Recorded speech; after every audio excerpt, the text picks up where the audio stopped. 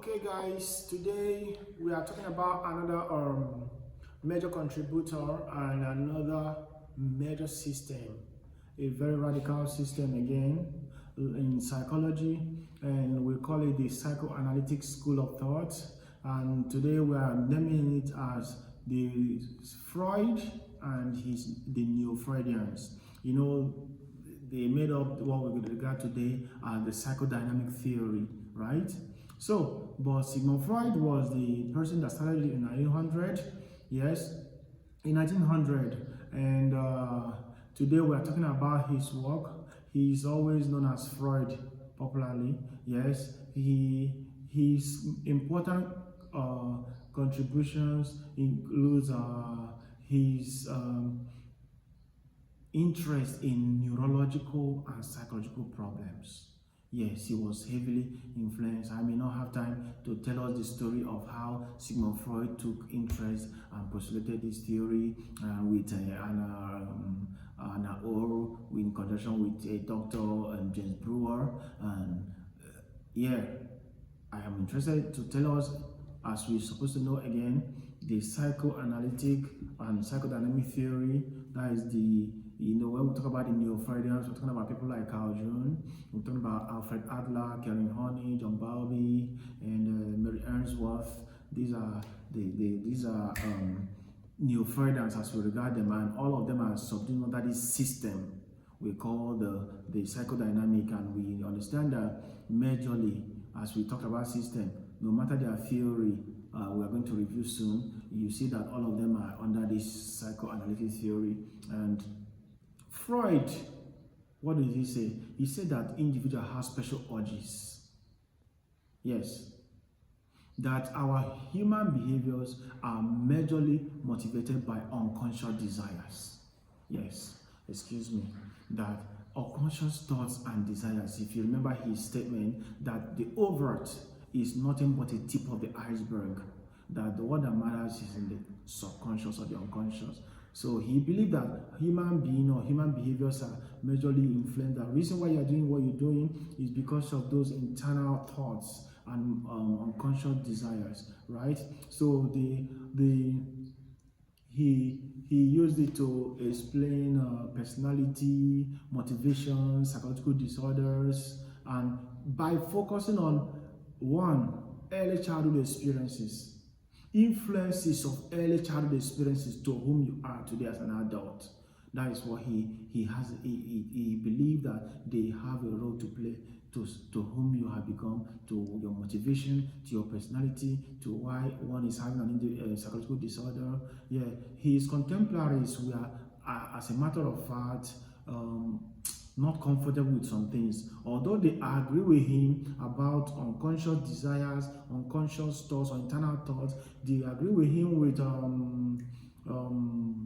early influences of childhood experiences to our adult life, but they disagree with him in three different points. One, in arguing that everything is governed by those unconscious that people are not aware. They do not believe that we are not aware of it, and we are majorly governed by that. And they also disagree with him in that area of sexual urges as motivation to several behaviors.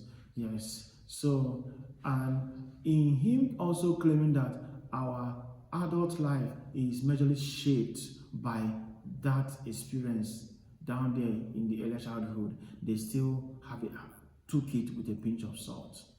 They still took it with a pinch of salt. But, however, the major contribution of Sigmund Freud after this, his assumption, is his division of the person. Yes, the personality. He divided into the id, the ego, and the superego. To him, he said that these are the three metaphorical components of human personality.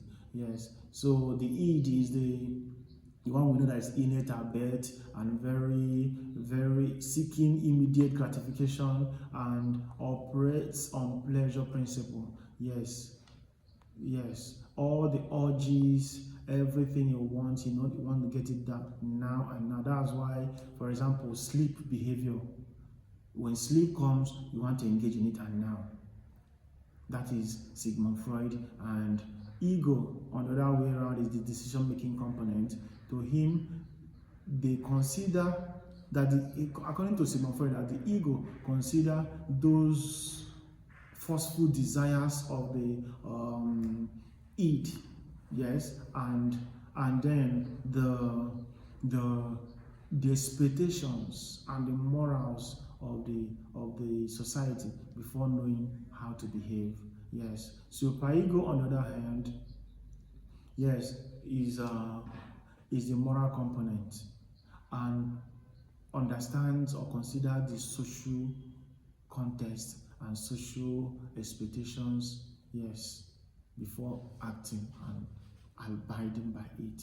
So another contribution, please, I want to revert us to some of my videos, especially in second year. You see better explanations. If you have gotten some of these, the explanation to this Sigmund Freud psychic energy explanations. And again, we're talking about another contribution he did, his psychosexual theory of human personality.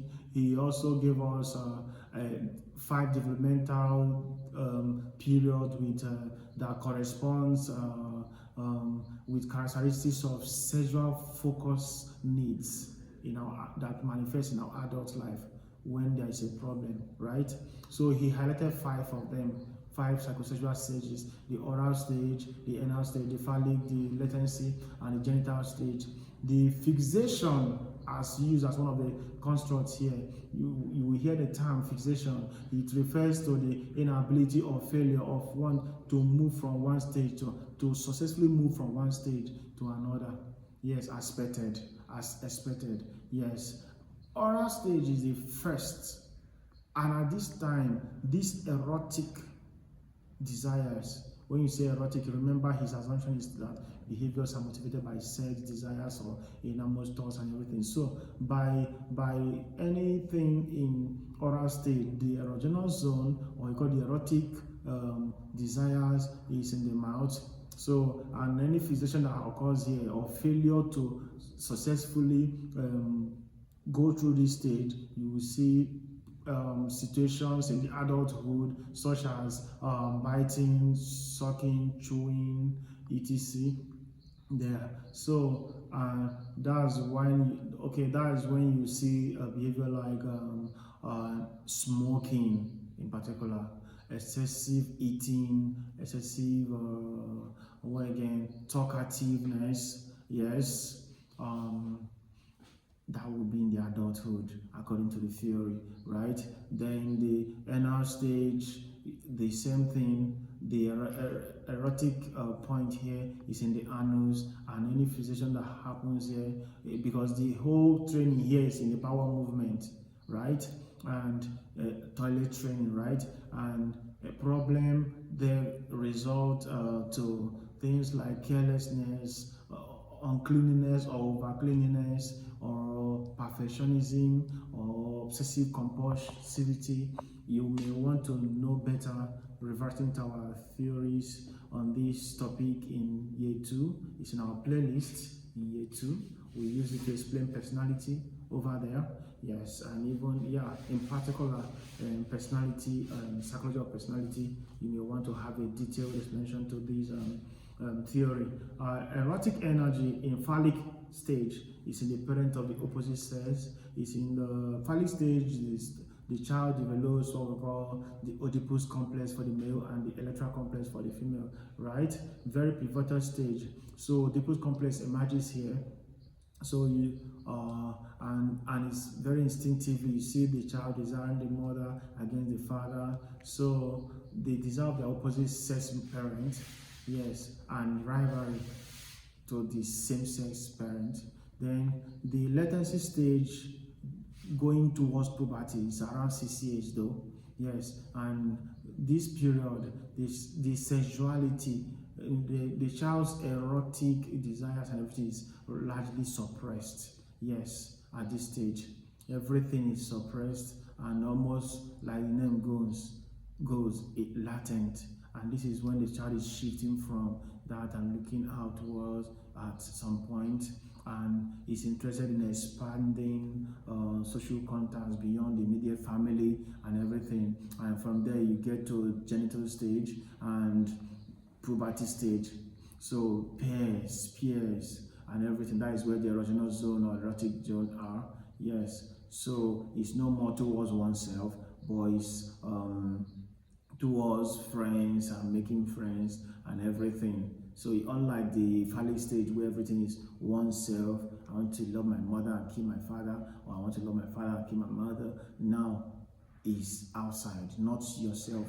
They want to care for other persons, they want to have friends, they want to live with people. So Freud, according to Freud, he believed that future development are rooted in these earlier formative experiences.